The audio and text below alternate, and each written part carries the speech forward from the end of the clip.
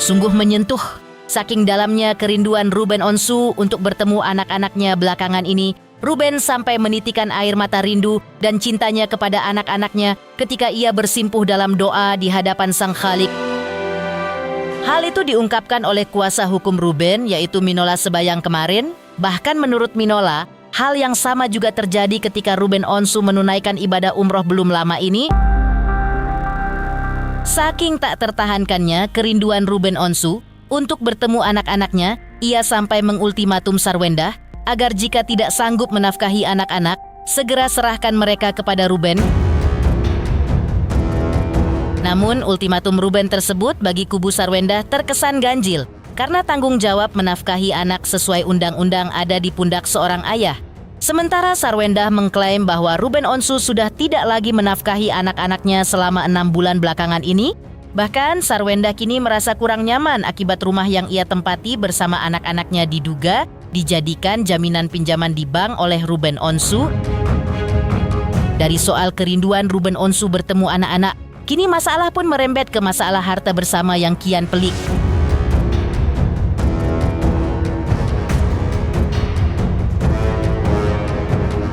Pemirsa, bersama Intens Investigasi, kami hadirkan kabar terkini, terpercaya, dan teraktual. Tetapi sebelumnya, jangan lupa untuk like, subscribe, dan juga share channel YouTube ini.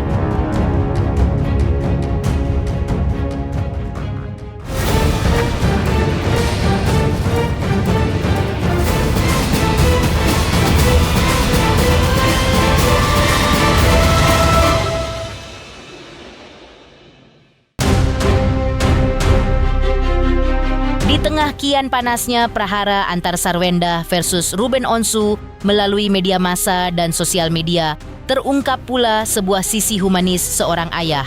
Dalam hal ini, Ruben Onsu yang menyentuh hati dan menimbulkan rasa haru biru. Hal itu diungkapkan oleh kuasa hukum Ruben, yaitu Minola Sebayang. Minola Sebayang mengungkapkan betapa beratnya beban psikologis yang selama ini dipikul Ruben Onsu akibat menahan dalamnya rasa rindu seorang ayah kepada buah hati tercintanya. Menurut Minola, Ruben bahkan sampai kerap meneteskan air mata di sepertiga malam saat menunaikan salat tahajud, di mana ia memohon kemudahan agar bisa bertemu anak-anaknya lagi. Kesedihan dan doa yang sama konon terus dipanjatkan Ruben, termasuk ketika ia menunaikan ibadah umroh belum lama ini. Mana ada sih ayah yang nggak kepingin ketemu sama anaknya, apalagi Ruben selama ini kan kita tahu bagaimana dia sangat dekat sama anak-anaknya, bagaimana dia dulu ketika sebelum bercerai itu suka pamer Instagram, mengantar anak, menjemput anak, dan bagaimana dia ketika ada anak-anaknya itu diserang melalui postingan-postingan, bullying segala macam, dia ada terdepan. Coba ketika anak-anak itu dibullying secara media sosial, yang ke depan siapa? Yang buat laporan siapa? Rasa rindunya itu udah susah dijabarkan gitu ya. Dan kan kemarin saya pernah bilang tuh, Ruben itu ngomong sama saya, setiap malam itu dia katanya sholat tahajud. Nah ini saya nggak ngerti ya, tapi dia bilang saya sholat tahajud banget. Salah satu doanya itu adalah agar dia dipermudah untuk bisa bertemu dengan anaknya, sampai menitikan air mata. Bahkan ketika dia katanya umroh atau umroh lah ya atau apa itu salah satu doa-doanya. Jadi bisa dibayangkan bagaimana dalamnya rasa rindu itu. Ya karena dari kecil mereka berkumpul bersama, tapi tiba-tiba kemudian sekarang dipisahkan karena ada orang yang tidak merealisasikan apa yang sudah diatur dalam Akta 39. Sebelumnya, Ruben Onsu juga ikut angkat bicara melalui sambungan video call kuasa hukumnya kepada awak media 2 hari lalu. Ruben mengaku memang sengaja meminta kuasa hukumnya untuk menjelaskan dan meluruskan polemiknya dengan Sarwendah agar semuanya tidak berujung simpang siur. Ruben mengaku sudah mencoba berkomunikasi dengan Sarwendah melalui WhatsApp, namun ujung-ujungnya ia memilih melalui kuasa hukum. Karena kalau komunikasi secara langsung dengan Sarwendah, maka yang ada hasilnya tidak baik. Ruben juga menyayangkan keluhan Sarwendah soal absennya ia dalam memberi nafkah anak selama 6 bulan belakangan ini. Namun menurut Ruben, baru 6 bulan absen sudah mengeluh. Bagaimana dengan Ruben sebelumnya yang bertahun-tahun bermandi peluh mencari nafkah? Ruben pun mengultimatum Sarwenda bahwa jika ia tidak sanggup menafkahi anak-anak, maka serahkan mereka kepada dirinya, biar Ruben yang mengasuh dan membesarkan mereka. Malam, Ben. Malam, Bang. Sudah abang klarifikasi semuanya, sudah abang sampaikan bagaimana kita dijolimin, apa yang menjadi perjuangan kita. Ya, teman-teman media juga karena jelasnya abang menyampaikan apa yang harus disampaikan, jadi nggak ada bertanya gitu loh. Ada pertanyaan nggak? Udah abang udah jelas semua gitu. Ya, cuma teman-teman ini kangen, teman-teman ini rindu untuk melihat wajah Ruben. Ya, jadi silakan teman-teman. Halo Ruben, sehat tuh. Terima kasih semua teman-teman media pastinya. Ini adalah bukan yang dibanggakan pastinya, tapi mungkin untuk hal yang seperti ini kayaknya memang harus selalu diluruskan. 2 tahun terakhir memang saya lebih banyak diam, saya pikir ini akan usai, tapi ternyata kayaknya menjadi bola liar terus untuk berbagai pihak gitu ya. Nah, ini saya minta Bang Minola untuk meluruskan berdasarkan data yang saya punya, berdasarkan hal yang saya jalanin. Kan nggak mungkin ya kalau nggak ada, kalau kita selalu bilang baik-baik saja, tapi ternyata memang nggak baik-baik saja gitu. Akhirnya akan menjadi hal yang tidak baik gitu. Tapi ini disampaikan bagaimana itu sudah dilampirkan. Saya sudah mencoba berkomunikasi lewat WhatsApp. Tapi kenapa harus lewat pengacara? Karena komunikasi dengan cara langsung tuh ujung-ujungnya tidak baik. Akhirnya masih terus saling menyakitkan. Justru yang saya lakukan itu adalah supaya tidak saling menyakitkan. Makanya lewat pengacara untuk mengambil jalan tengahnya. Itu yang seperti itu sih sebenarnya gitu. Dan mudah-mudahan pasukan ini ya bisa meluruskan hal-hal yang kayaknya ini dari sisi kita. Kami tidak pernah bilang siapa yang benar, siapa yang salah, tapi mungkin saya menggunakan hak jawab saya saja. Ya, aku sudah lampirkan sih bagaimana saya berkomunikasinya gitu ya. Kalau seandainya mudah nggak akan mungkin saya akan bilang ke pengacara gitu. Tapi kan ini saya cuma minta, kan berdasarkan pengadilan itu kan ada 4-3 ya gitu. Tapi memang hal yang kayak gini memang udah harus dibalikan lagi ke kuasa hukum kita masing-masing gitu, jalan tengahnya seperti apa gitu. Dan kami tidak, ini hal yang buat saya cuma gini, saya ini ayahnya udah selesai gitu ya. Jadi kalau dibahas tentang nafkah tentang ini, kalau baru cari nafkah 6 bulan ya, kemarin ketika jadi peringatan ke jerih payah keringat saya capek pun kemana, kalian pada kemana semuanya gitu, hanya dinilai dari 6 bulan terakhir gitu. Ya udah, kalau saya tidak sanggup serahkan anaknya ke saya yang membesarkan sini. Mengobati rasa rindu supaya saya tidak jadi melo. Saya hanya datang ke panti asuhan anak, itu bisa dicek, ada beberapa panti asuhan yang saya datang. Saya pengen ada suasana anak-anak gitu. Jadinya saya datang ke sana langsung, saya lumayan tenang gitu. Dan itu saya lakukan sebelum saya pergi live di siang hari. Paginya saya mampir dulu ke panti, saya bertemu dan bermain bersama anak-anak. Selesai itu saya langsung pergi live karena saya tidak mau suasana sedih terus saya bawa di acara yang saya lagi lakukan di live. Ya, saya cuma bilang ini Masya Allah banget nih. Jadi saya cuma bisa menjelaskan dari yang saya tahu, tidak mau dilebihkan, tidak mau dikurangkan gitu. Selebihnya saya serahkan sama Allah. Sementara itu, Sarwenda melalui kuasa hukumnya Chris Samsiwu dan Abraham Simon mempertanyakan letak kesulitan Ruben Onsu untuk bertemu dengan anaknya, di mana menurut Sarwenda, mantan suaminya itu tinggal menghubungi Sarwenda atau datang ke rumah jika anak-anaknya tidak membalas pesan WhatsApp dari Ruben.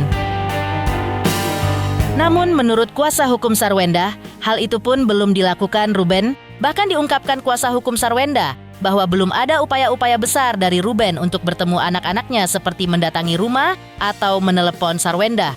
Namun tiba-tiba Ruben mengklaim bahwa dirinya sulit untuk bertemu anak-anaknya. Karena itu, menurut pihak Sarwenda, tudingan dari Ruben bahwa pihaknya mempersulit Ruben untuk bertemu anaknya dinilai pihak Sarwenda sebagai tudingan yang tidak sesuai fakta. Terkait soal anak, disampaikan tadi sama teman-teman media bahwa RO sudah chat anaknya, tapi sebulan tidak dibalas. Sekarang sederhana lah, yang di chat itu harusnya selain anaknya siapa? Ibunya dong. Ya, kan ibunya yang mengatur posisinya, jadwal. Tapi kalau nggak pernah chat ke ibunya, ya nggak pernah berusaha datang ke rumah untuk meminta, ya minimal datang kalau nggak bisa dihubungi gitu. Itu nggak pernah, lalu tiba-tiba dibilang dipersulit. Sehingga saya bilang, ya informasi dari lawyernya RO atau dari RO dibilang mempersulit, kan nggak sesuai dengan fakta. Ya, tidak sesuai dengan fakta menurut saya adalah menyesatkan. Karena itu disampaikan di publik. Menurut kuasa hukum RO, berikan dulu haknya supaya ketemu anak. Lu siapa yang melarang untuk ketemu anak? Datang dulu, WA ibunya, ya kan? Ini kan WA-nya langsung ke anak ya. Tadi teman-teman media nih, ya kan, bilangnya bahwa RO WA ke anaknya sebulan kemudian baru dibales. Terus sekarang yang salah siapa? Ya WA lah ke ibunya dong gitu. Ya, ada nggak coba tunjukin WA ke ibunya nggak dibalas? Saya yakin hari ini jam ini di WA ibunya, hari itu juga langsung dibalas sama ibunya. Mau seperti apa, mau ketemu di mana, jadwalnya AB, itu kan namanya koordinasi. Jadi belum dilakukan koordinasi itu langsung berkoar bahwa dipersulit. Ya kan ngaco gitu. Itu yang kita agak keberatan.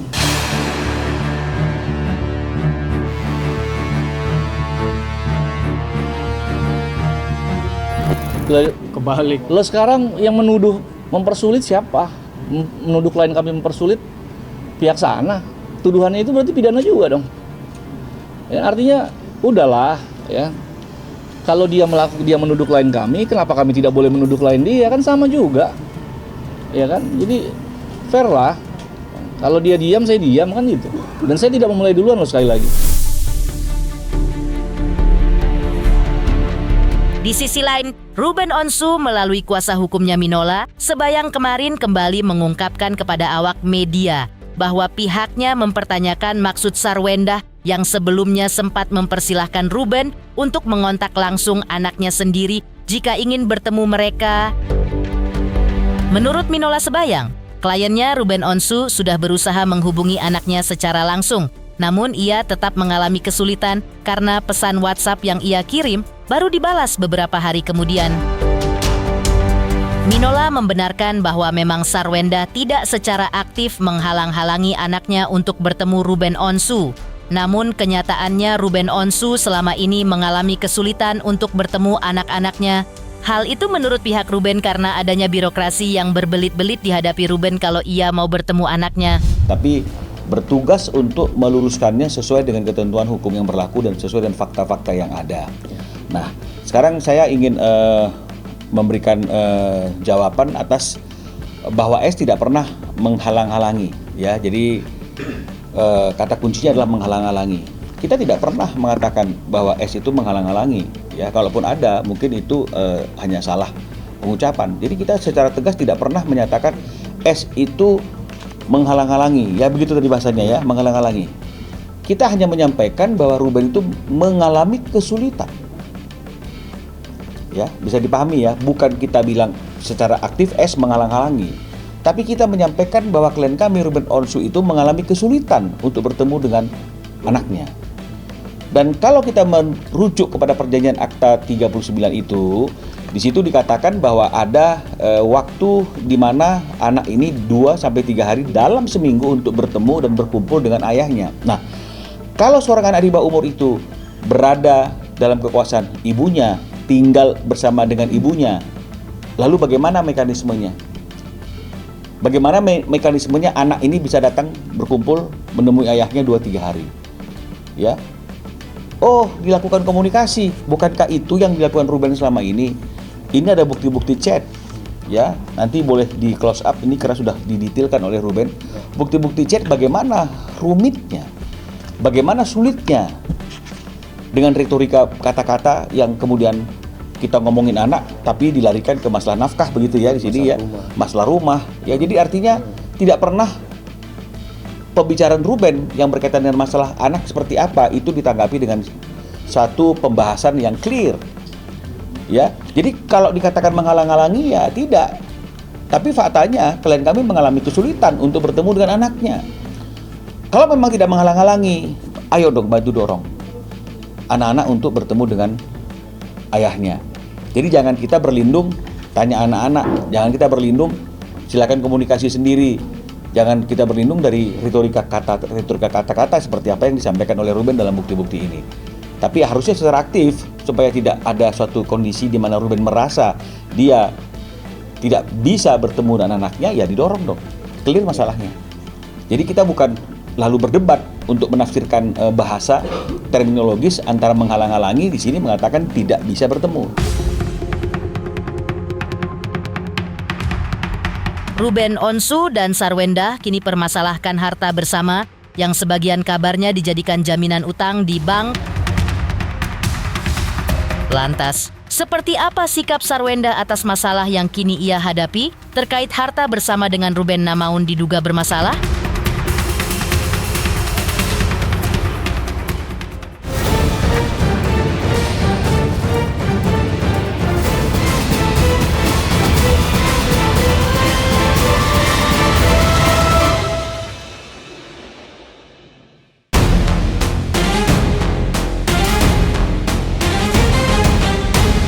Prahara harta dan soal anak antara Ruben Onsu versus Sarwenda kini kian panas.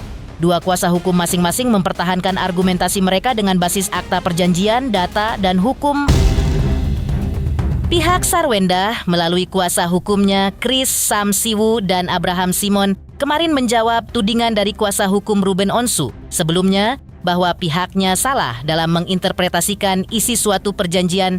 Menjawab hal itu, kuasa hukum Sarwenda kemarin lalu membedah pasal-pasal yang terdapat dalam perjanjian terkait harta gonogini antara kliennya dengan Ruben Onsu. Menurutnya, dalam kesepakatan itu, Sarwenda dan Ruben sudah sepakat bahwa hutang-hutang akan tetap dicicil oleh Ruben hingga lunas.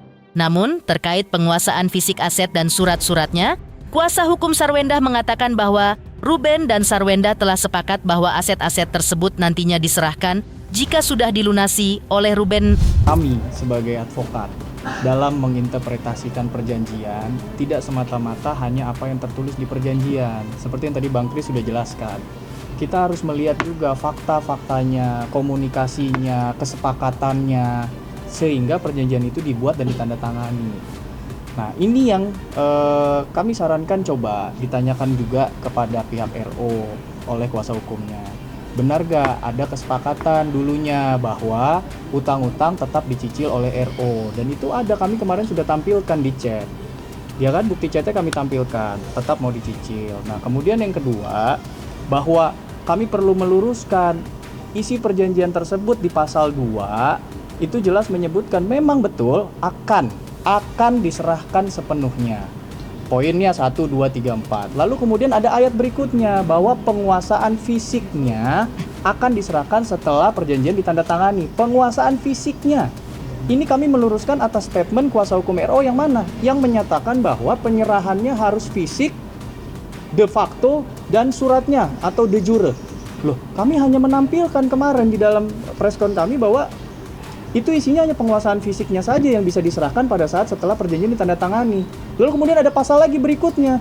Pasal 2 ayat 5 huruf A menyatakan bahwa pihak RO harus dulu melunasi kewajiban-kewajibannya.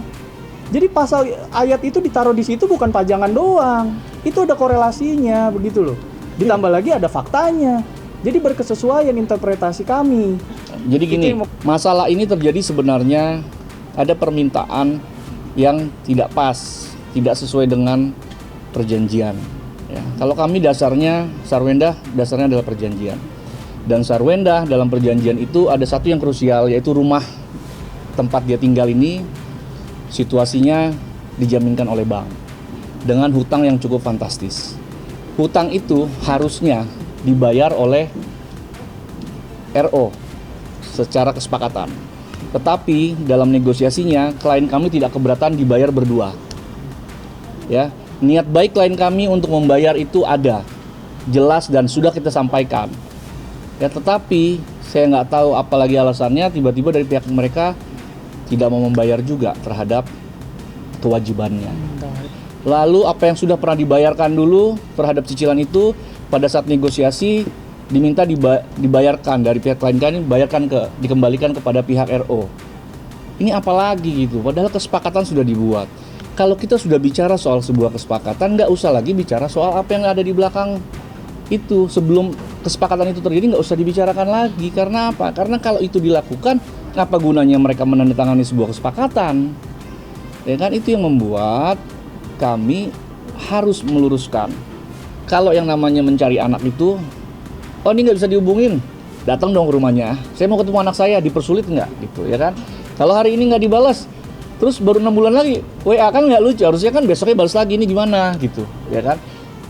Ada asistennya, ada melalui pengacaranya, kan bisa, ya kan? Jadi upaya itu belum melakukan upaya yang cukup, tapi sudah dibilang mempersulit. Kan ini kita bingung. Yang saya ketahui, saya bisa pastikan ya bahwa Wendah itu malah lebih sering menchat RO sebelum pada saat proses yang perceraian. Lalu dari pihak RO hubungnya saya, lawyer saya, itu yang selalu dibilang. Saya ditunjukin chatnya. Jadi sebenarnya yang menolak komunikasi langsung dari awal adalah RO. Itu saya bisa buktikan. Ya, jadi Wendah menanyakan sesuatu, langsung Ruben bilang, RO bilang, hubungi lawyer saya. Seperti itu. Dari 4 aset, Tidak bergerak. benda tidak bergerak. Ya, di situ ada villa 1, ada apartemen 1, ada rumah 2. Letak 2 rumah ini di Jakarta Selatan. Dari awal kita kemarin sudah tunjukkan bukti chatnya bahwa RO yang memilih asetnya. Nah, kenapa kemarin kami luruskan? Karena di statement sebelumnya oleh kuasa hukum RO menyatakan bahwa klien kami lah yang memilih-milih aset. Kami mau yang ini, kamu yang itu. Bahkan kita udah tunjukkan kemarin bukti chatnya. Jelas bahwa klien kami menolak untuk diberikan sebanyak itu aset. Klien kami bilang hanya butuh 1 rumah saja untuk anak-anak. Itu yang kami jawab kemarin gitu loh. Jadi ini yang memang kami perlu luruskan, dan memang kalau dibilang klien kami yang pilah-pilah, menyesatkan nggak? Menyesatkan dong. Kan jelas udah ada bukti chatnya. Kami jujur aja, kami merasa kecolongan akhirnya. Kenapa? Rumah yang diberikan ke kami itu adalah rumah yang aset yang tidak bersih, semuanya ada dijaminkan di bank dengan hutang yang fantastis. Di mana hutang itu ya yang mengajukan ke pihak bank adalah RO. Artinya dia wajib membayar. Di dalam kesepakatan RO harus membayar. Oke, ternyata ada beda interpretasi. Menurut kami RO yang harus melunasi, tapi menurut mereka nggak bisa, harus bersama. Ya sudah, Sarwendah dengan tegas menyatakan kepada kami dia mau membayar hutang-hutang terhadap rumah itu. Bayangin tuh, yang harusnya secara chat juga sebenarnya sudah ada itu bahwa sebenarnya Ruben yang mau menanggung, tapi tiba-tiba minta Wendah yang ngeberesin. Ya bagi 2 setengah. Secara hukum ada aturannya dibagi 2. Oke, mau dibagi 2. Last minute bicara lagi. Wendah yang harus melunasi semua. Loh, ini gimana lagi sih? Pertemuan saya dengan Bang Minola, saya sampaikan bahwa awalnya kita minta setengah-setengah. Nggak lama ditolak.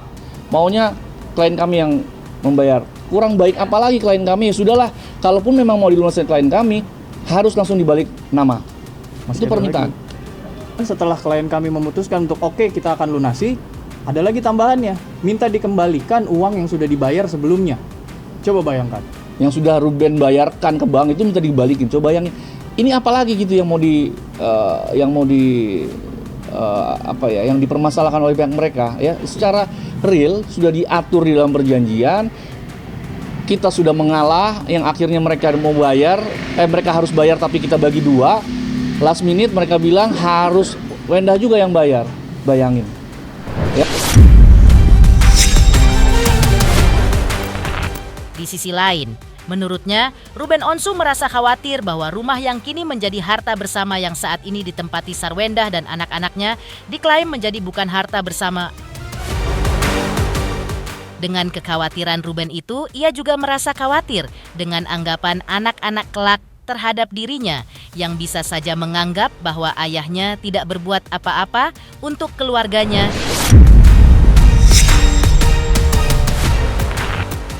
Jadi jika rumah harta bersama itu nantinya akan diberikan kepada anak, menurut Minola, anak-anak seharusnya mengetahui bahwa dari pertengahan cicilan rumah tersebut hingga selesai dilunasi oleh ibu mereka, sementara dari awal cicilan hingga pertengahan, Rubenlah yang melunasinya, sehingga dengan demikian maka semua akan menjadi fair dan jelas.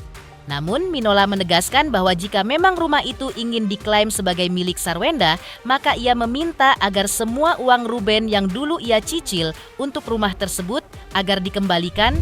Sebenarnya fairnya itu adalah seluruh harta bersama, harta gunung gini yang ada dalam perkawinan itu di data. Ya, berapa jumlahnya, apa aja bentuknya, lalu kita kelompokkan mana yang sudah tidak dibebani kewajiban apapun dan mana yang masih dibebani kewajiban apapun.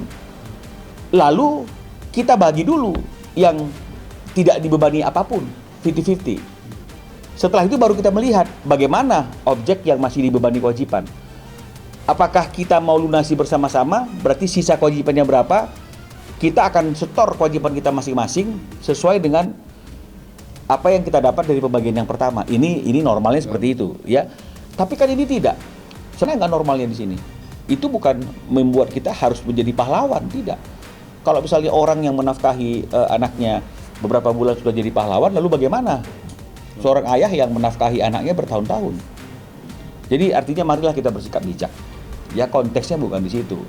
Nah, termasuk mengenai masalah apa lagi yang tadi dibahasnya, mengenai masalah aset, Pak. aset misalnya seperti itu, ya. Nah, ini kita ada bukti bahwa Ruben itu selama ini tertib untuk membayar cicilan KPR ke Bank BCA itu yang per bulannya itu bisa mencapai 379 juta per bulan. 379 juta per bulan. Dan ini tidak dibayarkan beberapa lama gitu loh. Dan ketika tidak dibayarkan beberapa lama, timbul artinya itu pembicaraan antara kuasa hukum S dengan kami terkait dengan masalah bagaimana realisasi. Bukan bicara masalah benar salah, menang kalah, tapi kita bicara mengenai masalah itulah faktanya. Because law is logic, tidak akan ada bank yang akan memberikan kredit dengan jaminan harta bersama tanpa persetujuan suami atau istri. Nah, sekarang kalau misalnya kemudian ada keterlambatan pembayaran, masih tidak terlambat kan? Kalau kita misalnya duduk bareng, seperti yang tadi saya katakan, polanya aset yang tidak dibebani kewajiban itu dibagi dulu, baru yang masih ada kewajiban diselesaikan bersama-sama, baru dibagi lagi. Fair.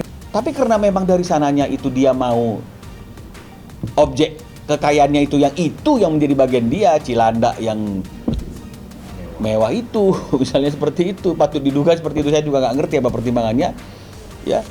Jadi ya kalau misalnya ada kondisi yang seperti ini, harusnya ya diselesaikan. Nggak perlu kita artinya sharing ke fans kita atau membuat akhirnya itu menjadi konsumsi publik. Tinggal hubungi aja bagaimana cara solusinya.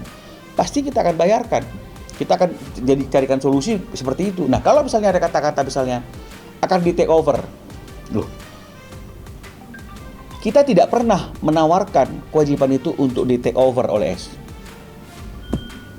Tapi kalau misalnya kemudian S kuasa hukumnya datang ke kita menjajaki kemungkinan jika kewajiban itu di take over, itu persoalannya kan, di take over oleh dia. Ya silakan saja kalau memang mau di take over. Toh memang itu adalah harusnya memang harta bersama, tanggung jawab bersama. Kalau ada sisa kewajiban yang memang you harus selesaikan dan lu mau take over dan itu menjadi bagian yang kau minta, ya nggak ada masalah. Hanya saja Ruben nggak mau, ya, karena Ruben sudah melihat ada gelagat, khawatir rumah yang menjadi harta bersama ini diklaim adalah harta yang bukan menjadi harta bersama. Ini bisa membuat Ruben khawatir anak-anak yang ada dalam pengasuhan ibunya berpikir bahwa ayahnya nggak buat apa-apa, ayahnya nggak memberikan apa-apa, bahkan rumah itu pun ayahnya nggak ada andilnya. Itulah makanya muncul kita hitung-hitungan. Kalaupun memang misalnya mau diserahkan ke anak harus jelas bahwa di ujung perjalanan itu mama yang lunasi, tapi dari awal sampai pertengahan jalan papa yang bayarkan. Fair dong? Fair. Ingin diklaim itu sepenuhnya adalah hasil jerih payahnya dia tanpa ada andilnya Ruben, wajar nggak kalau Ruben minta kembalikan uang gue?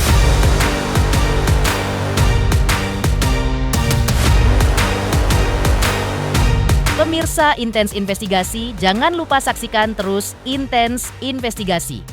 Dan pastikan jangan lupa untuk like, subscribe, dan juga komen. Terima kasih juga atas kesetiaan pemirsa atas pencapaian jumlah subscriber yang kini menuju 4 juta subscriber channel Intens Investigasi.